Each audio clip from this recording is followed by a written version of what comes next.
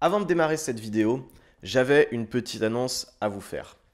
Le Talking About que vous allez voir aujourd'hui sera le dernier parce que je mets en pause le format. Ça fait un moment que je pense à le faire pour tout un tas de raisons. Cet été, j'ai déménagé. D'ailleurs, je dis un grand merci à Théo qui m'a aidé pour ça.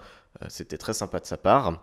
Mais du coup, j'ai plus accès au décor que j'utilisais habituellement. Et j'ai pris ça plus ou moins comme un signe, comme quoi c'était le moment de mettre le format en stand-by et de m'en séparer. Alors, vous inquiétez pas, il y a quelque chose qui va le remplacer. Je vais quand même continuer à parler des films qui m'ont plu, des petites pépites que j'ai pu dénicher, etc., etc. Voilà, des trucs que je recommande. Mais ça prendra une autre forme. Cette nouvelle forme, vous allez pouvoir vous en faire une idée très rapidement parce que le premier épisode du nouveau format arrive la semaine prochaine, le 27 août. J'ai vraiment hâte de vous le montrer, j'ai vraiment hâte de savoir ce que vous en pensez, d'avoir vos retours là-dessus. Voilà, j'espère que ça vous plaira. En tout cas, pour l'heure, donc je le répète, le Talking About que vous allez voir aujourd'hui est le dernier de la saison 1, on va dire.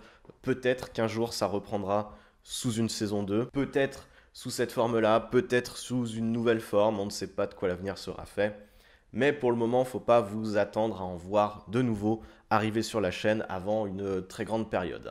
Pas avant 2018, ça c'est certain. Je remercie Romain au passage, c'est lui qui m'a fait découvrir le sujet du Talking About que vous allez voir. Donc voilà, gros big up à lui. Je vous laisse avec la vidéo, j'espère qu'elle vous plaira. Profitez-en bien.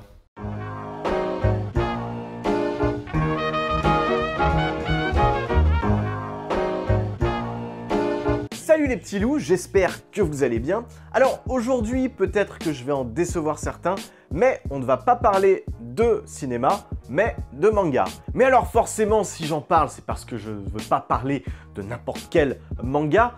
On parle du troisième manga fait par les auteurs de Death Note. Alors il faut voir que moi, je suis un lecteur assidu de manga depuis mon plus jeune âge. Par contre, voilà, je suis pas hyper connaisseur dans le sens où je m'intéresse vraiment à ce que je considère comme la crème de la crème, les gros titres, voilà, les trucs un petit peu émergés.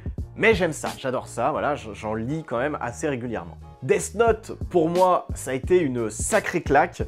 C'est un truc hyper psychologique, voilà, avec plein de bonnes idées, qui se permet des réflexions philosophiques. Voilà, il y a vraiment plein de choses très bien dans Death Note. Mais j'avais en plus beaucoup apprécié leur second manga qui était Bakuman, qui s'intéressait du coup à quelque chose qu'on ne voyait pas souvent puisque c'était un manga qui parlait des mangaka.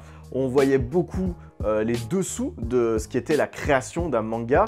On voyait comment travaille un mangaka, voilà, leur façon de bosser avec des éditeurs, les prépublications dans le Jump, dans les trucs comme ça. Enfin, voilà, c'est vraiment Bakuman, une mine d'or pour qui a envie d'en connaître plus sur le manga. Et en plus, c'était une histoire super intéressante sur la créativité, le fait de produire de nouvelles choses. Et voilà, pour un vidéaste qui fait des vidéos en continu sur YouTube, on se retrouve complètement dans ces personnages qui voilà, essayent de nouvelles choses continuellement, de toucher un public, enfin voilà, il y avait plein de choses. Bref, j'avais adoré aussi Bakuman. Donc Obata et Oba de leur nom, je les trouve vraiment très talentueux.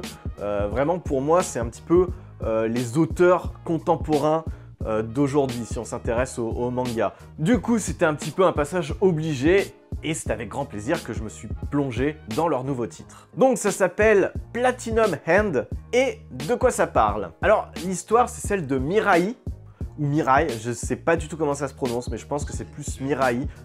Les gens qui sont doués en japonais peuvent m'éclairer sur ce point. Qui est un étudiant japonais complètement démoralisé, voilà, il est pas sûr de lui, et il pense qu'il n'a plus le droit au bonheur. Vous verrez par la suite, il y a tout un trauma qui est lié à ça.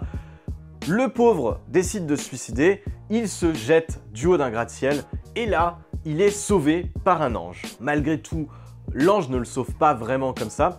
Il lui propose un deal, il le sauve, il récupère des pouvoirs, mais en échange, il va devoir participer à une espèce de tournoi qui va décider de qui sera le nouveau dieu de la Terre. Du coup, si Bakuman était vraiment très original et se distinguait à mort de Death Note, Platinum End, lui, revient un petit peu à la même structure narrative que pouvait avoir Death Note, justement. Je vais faire beaucoup de comparaisons avec Death Note à chaque fois, je suis désolé. C'est-à-dire qu'on va avoir des affrontements extrêmement ludiques, plus psychologiques que physiques, comme d'habitude, et Obata et Oba vont nous faire découvrir leur univers d'une façon extrêmement satisfaisante parce qu'on va apprendre les règles qui en découlent petit à petit. C'est un petit peu comme dans Death Note, où on comprenait l'utilisation du cahier de la mort petit à petit là encore, où il y avait certaines règles qui s'ajoutaient, certaines exceptions, certaines transgressions qu'on comprenait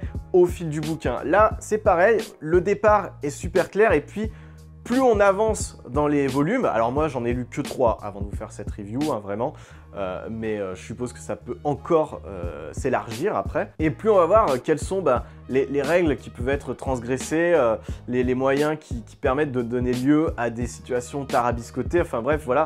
C'est un vrai jeu d'échecs psychologique, en fait. Donc même si le manga laisse entendre qu'on est dans un shonen, seinen, enfin voilà, mais dans des affrontements un peu plus physiques, pas du tout. Vraiment, on est comme dans Death Note où voilà, tout va être résolu grâce à l'intelligence des protagonistes. Également, le contexte de l'histoire est très intéressant. Dans Death Note, on avait cette question philosophique, est-ce que ça vaut le coup de tuer des gens si notre ambition est pure? C'est-à-dire, est-ce que ça vaut le coup de faire le mal pour créer un monde meilleur? Donc voilà, on avait toute cette dichotomie entre le bien et le mal et la voie pour y parvenir. Platinum End, lui, va s'intéresser plus ou moins à la recherche du bonheur. Entre autres, il y a énormément de thématiques autour de ce manga. Là, je vous donne la plus importante, qui est vraiment pour moi, c'est ça, c'est qu'est-ce qui valide plus ou moins le bonheur. Je vous donne un exemple très concret, c'est-à-dire que Mirai va avoir comme pouvoir une flèche de Cupidon.